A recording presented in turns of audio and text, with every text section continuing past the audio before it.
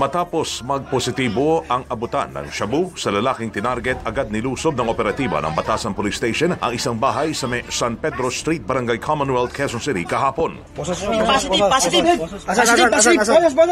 Bidensya! Doon tumambad sa pulisya ang mga lalaking sinasabing gumagamit ng shabu.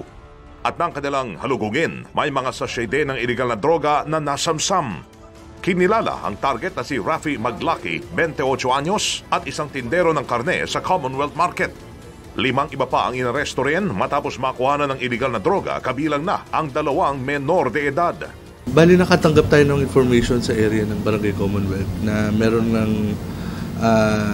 alias Rafi na nagtutulak ng iligal na droga dito sa area ng Barangay Commonwealth. At nagkaroon tayo ng surveillance operation.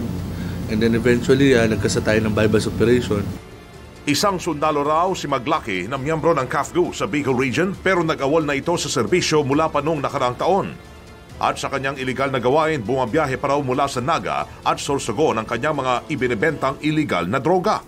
Ang ginagawa nga niya, umaangkat siya ng iligal na droga at yan niya binibenta sa lugar ng Barangay Commonwealth.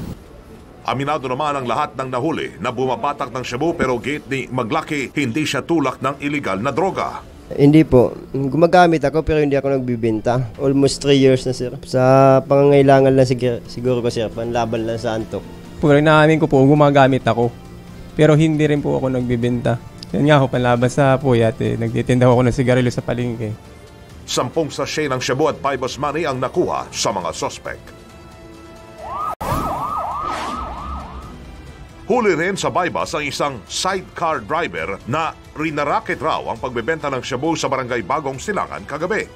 200 pisong halaga ng shabu ang nabili umano ng operatiba sa target na kinilalang si Paterno Lizarondo. 6 na sachet ng shabu ang nakuha naman sa suspect na itinanggi naman ang bintang ng pagtutulak ng iligal na droga.